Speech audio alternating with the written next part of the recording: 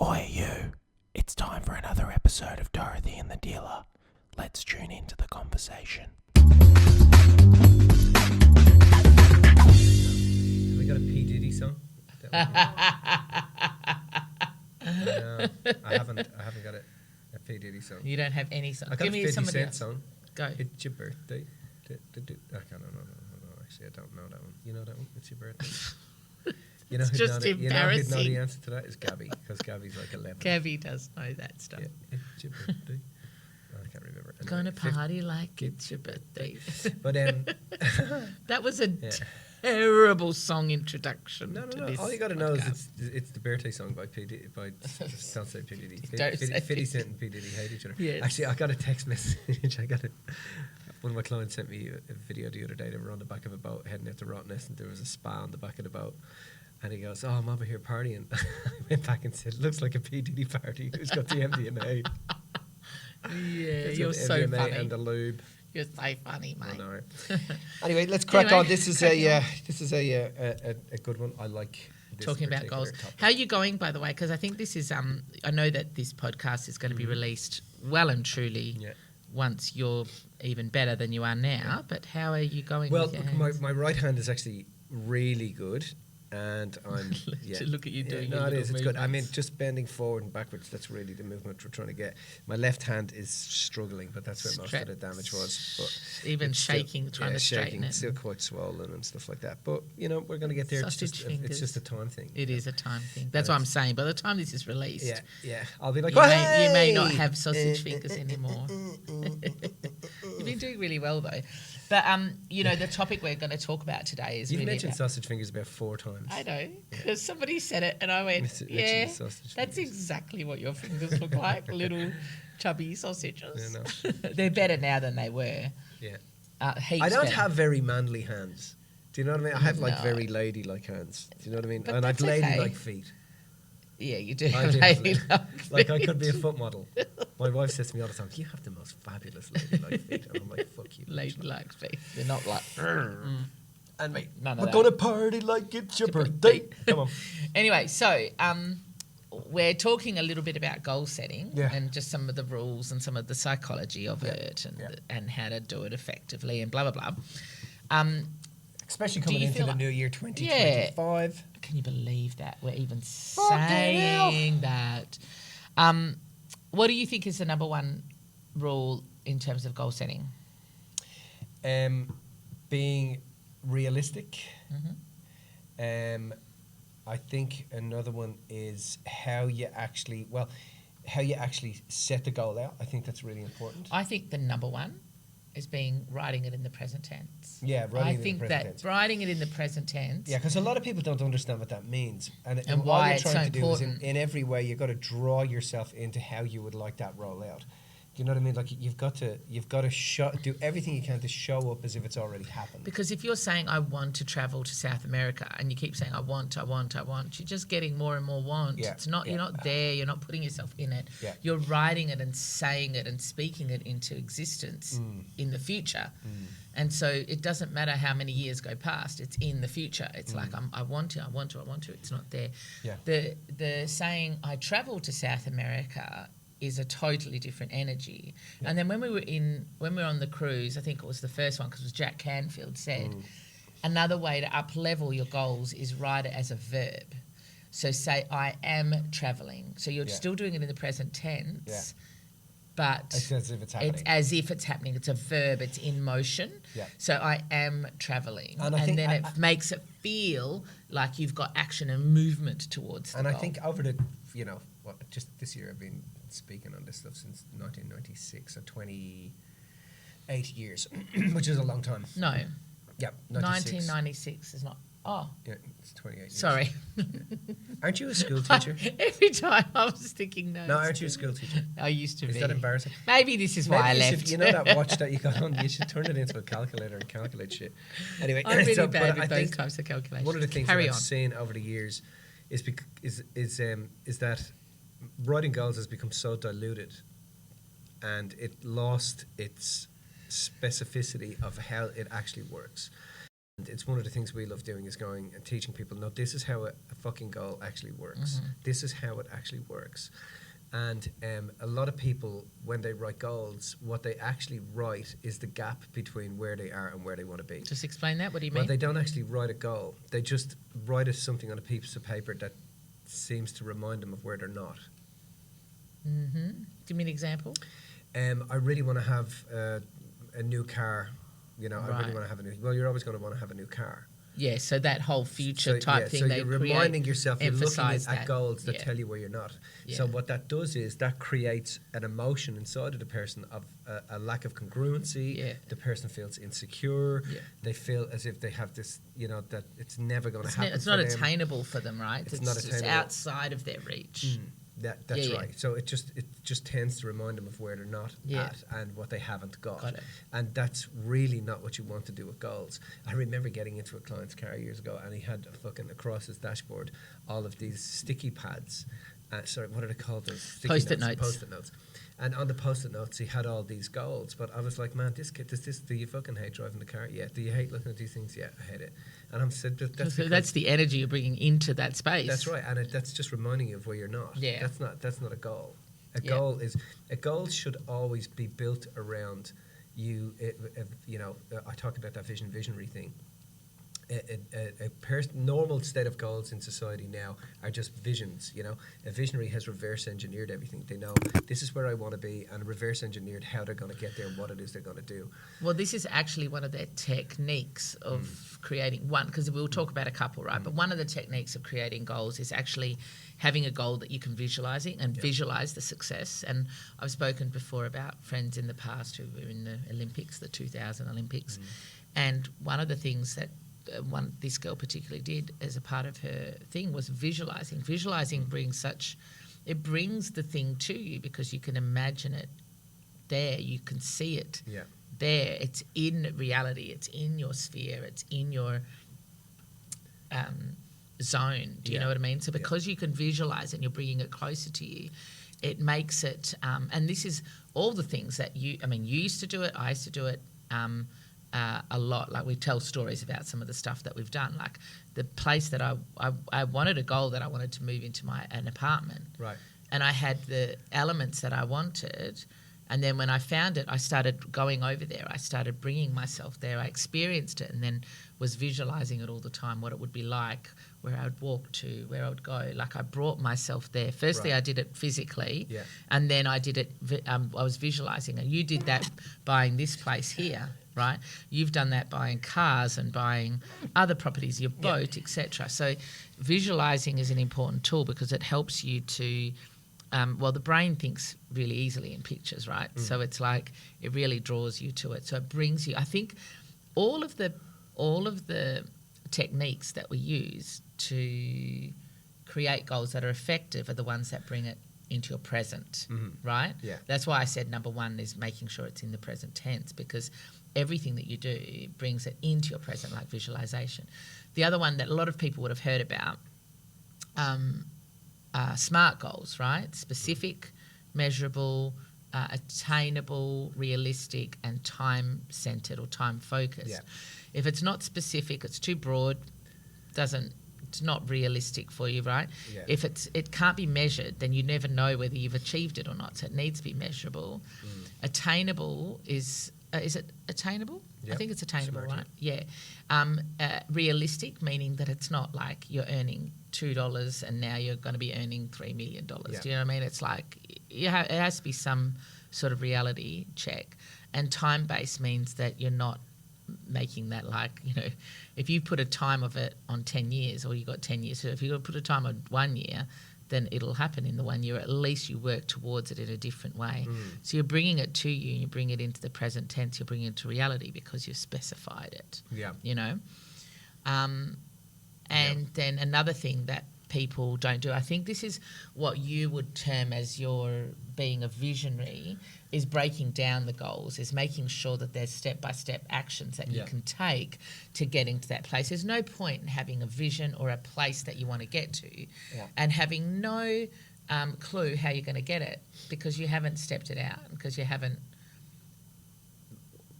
shown yourself how it's actually possible. Do you know what Yeah, I mean? yeah, You yeah. haven't given yourself that GPS map. Yeah, which on is how to which get is to really it. perspective, right? Yeah. Because we're big on perspective. Get perspective, and when you have perspective on things, it makes it so much easier. Mm-hmm. So if a person thinks, okay, I want to go down to my local store, and that's the goal, right? And the vision is you want to get to the local store. Well, if you reverse engineer that, what's the thing that would happen just before you get to the local store? Well, I'd be outside the building. Okay, what would happen just before that?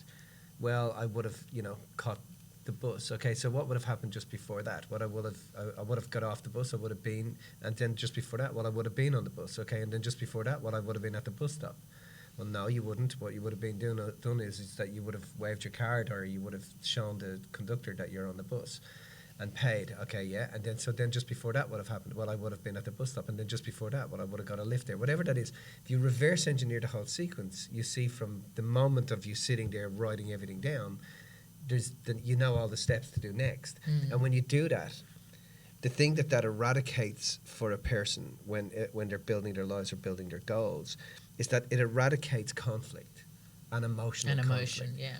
And when you don't have that stuff, and you don't reverse engineer things, and you set a goal, and you do it, and you're like, okay, I've got this goal, and you share it with your friends, and you start to tell your buddies, this is what my goal is, I want to become this, or I want to do that. What happens is that you're doing that publicly, attached to that as an elation, and privately, simultaneously, you're ridiculing yourself because you don't know how the fuck you're going to do it. And that's why people give up on their goals, especially at the beginning of the year, because they haven't worked. It's okay to have a goal, but how the fuck are you going to do it?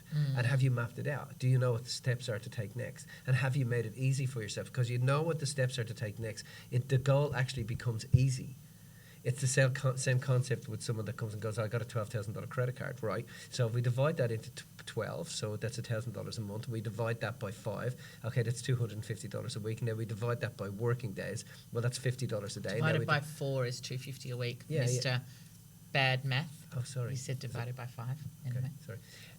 But yeah, you're breaking it down. Yeah. And so in you breaking it down. And in doing that, what happens is that you eventually see that, well, all I have to do is earn an extra $6 an hour. And it does, and once you're clear with that, it doesn't become emotional. Yeah, so in the example you were giving about, breaking down those goals, it's the same as like if you've got a goal to have good dental hygiene, you just get up every day, and you've got to get up every day and brush your teeth. You just get up and brush your teeth. You don't. It's not an emotional thing. You don't go and announce it to the world. You just get up, you do it. And if something happens and you miss one day, which should be rare, but you just get up and do it the next day. Yeah. It's so ingrained in you. It's a process because there's no emotion attached. It's the GPS that gets you from A to B.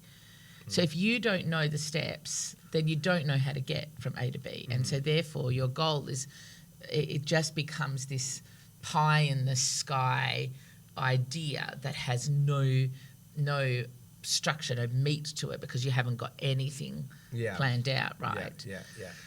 And I think, so there are a few techniques. So you've got to break down your goals, you've got to have the SMART goals, you've got to visualize your success. One of the big things that we talk about often, and I think it's kind of a bit, it kind of goes under the radar. I don't think people really realize how important it is to have the ripple effect goals. And I think that if you've got that, like, let's say you've got 3 main goals or 1 main goal, right?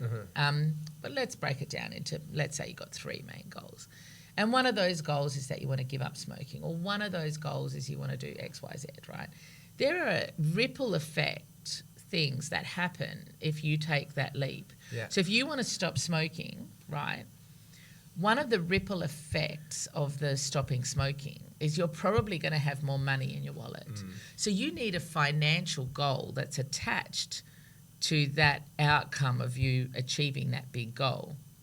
If you want to stop smoking, you are probably, how you socialize is going to be different. So if you don't have a goal that is a ripple effect, especially if these are big, like life-changing things are going to be different type of goals, you need to think about the ripple effects of those, of achieving that goal and the process of achieving that goal, so that you can have small goals and small milestones along the way, so you can see that you're getting there and you can see what's happened. You've got a plan in place. Now all of a sudden you've got all this extra money. What am I going to do with that? What's the plan with that?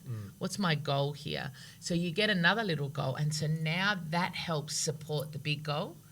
Your social, if you're smoking all the time and everybody around you smokes all the time, and it means that you may have to socialise slightly differently. And if that's the case, how does that look? And it helps you to support this big goal that you have. And I think ripple effect goals is about looking at every area of your life and how does this one goal impact every other area of my life to give you the greatest chance of success of that, of achieving that outcome. Yeah.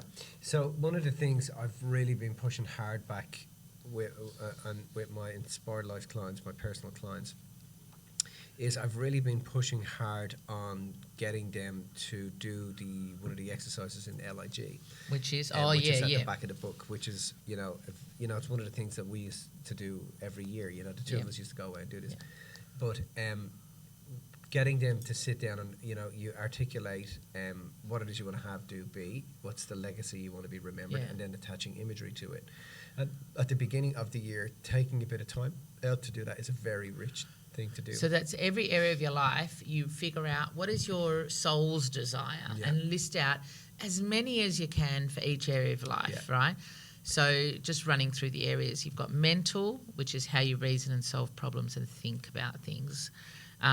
Physical, which is your physical body, and your health and wellness, etc. And spiritual, which is your connection to God, source, universe, whatever you want to call it. So mental, spiritual and physical are your relationship with yourself, really. They're all about you. Right. And the other 7 areas of life are your relationship outside of you. So you've got family, which whatever that means to you, if that's your parents, if that's your kids, whatever that means to you. Sexual, which is your partner or your sexual relationship with yourself. So family, sexual. Personal, social and global social are how you relate personally to your friends and acquaintances, and global social is your strangers and foreigners. Career and vocation is what you do to get through life, and then vocation is what makes your heart beat. Right. So if you can go through every area of your life and you can write, okay, what is my soul's desire in every area? What do you want to have in that area? You never ask someone what they want to be. You ask someone what they want to have, because that helps them discover who they want to be, right? Yeah. Or who they need to be in order to have those things. So what do you want to have? Figure it out. They can be like actual things, like have like physical stuff, or they can be abstract. Yeah. So I want to have a house, or I want to have connection. Do you know what I mean? You can have either, right? So in every area of your life, write down what you want to have. And then for each of those things, let's say you're in physical and you're like, I've written all these things I want to have. Now list out, what's my commitment to action? What do I need to do? Not who do I need to do. It's a whole different podcast. Yeah. What do I need to do? Well. Hey? You can put that in there as well. Yeah. What do I need to do in order to have those things? Yeah. So what are the actions you have to take? And if you've listed all these things about physical, then what do you need to do in order to have those things? I need to be committed. And you write it in the present tense. Yeah. I'm committed. Ignore that. Scratch. How are you going to take action? So what do you need to do? So I schedule regular meetings with my mentor. I exercise 5 days a week. Yeah. I drink X amount of litres of water a day. It's like a technical, actionable step that you can take. And then the last section of that is you affirm yourself and you figure out, well, who do I need to be in order to do those things? So you list all these things you need to do. So to be, what do you need to be? Or who do I need to be? Is there's statements of affirmation. I am committed. I am disciplined, I am energetic, I am loving, whatever it is, and you list out those affirmations to yourself. So when you do that in every area, the last thing that is a really good tip is to add in, how would I be remembered? Ideally, if I was to leave the planet now, what's my legacy? What do I leave behind? So you sharing your legacy is about stating I'm remembered by, and then listing. It also allows you to tap into the energy of accomplishment and remembrance. 100%. So it allows you to start to feel, wow, I did it. This is, and so it allows you to feel that sensation of how would other people be appreciating you. How would you be feeling appreciative of yourself? Yes. So, and then, because it's an energy game, Yeah. like I say all the time, we're energy manipulators. And if you're not manipulating your own energy, your energy is getting manipulated by others. Yeah. So if you're manipulating your own energy, what that means is you have a play on your own energy. Yeah. The final part of that's really, really important is images. Well, so here's the thing. With all of the previous stuff, I write it all out. So how I do it is I take, at the beginning of the year, take everything, write it all out. I'm big on handwriting because when I'm writing it, I take it from the metaphysical, bring it into the physical, and there's something for me about physically writing it. But then what I do is I transfer it then to a digital. So then I can print it out.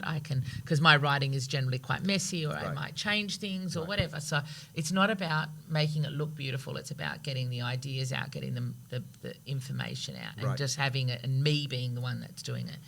Transferring it to computer, and then adding images. So imagery, like we spoke about before, and that visualization really helps draw you into it, makes you feel like you're there. So adding images to the to each area helps you to be in that space. Me personally, when I do that, it's either a printout, then I go stick images on, or it's a printout and then I get images online and add them too, depending on what it is, right?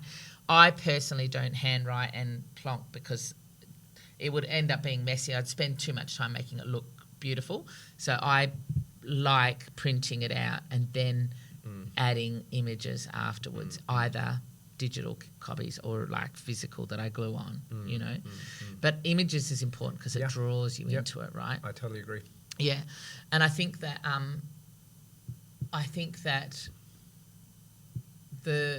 I definitely think for me, the whole thing, or the biggest aspect, is really about being present.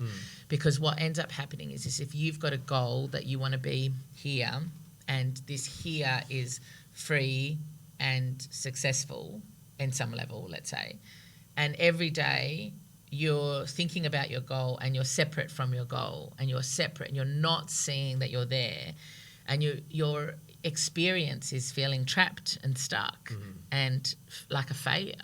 And if you are accessing the feeling of being trapped and stuck and like a failure, this goal that's going to make you feel successful and free is not going to cut it, because you're not aligning your emotional ability to that goal. Right. So writing it in the present tense brings it to you. You've got that statement of fake it till you make it, which I don't like. But the reason I don't like it is because you're not faking it. It is you. Do you know what I mean? You just haven't seen that it's you. So when you write your goals and you speak your goals into the world, doing that in the present tense brings that to you, brings it closer to you. Instead of saying, I'm going to get to this place, you're saying, I already am at this place. And you're consistently reminding yourself, spells, like you say, you're casting spells with your words. Life is listening to you.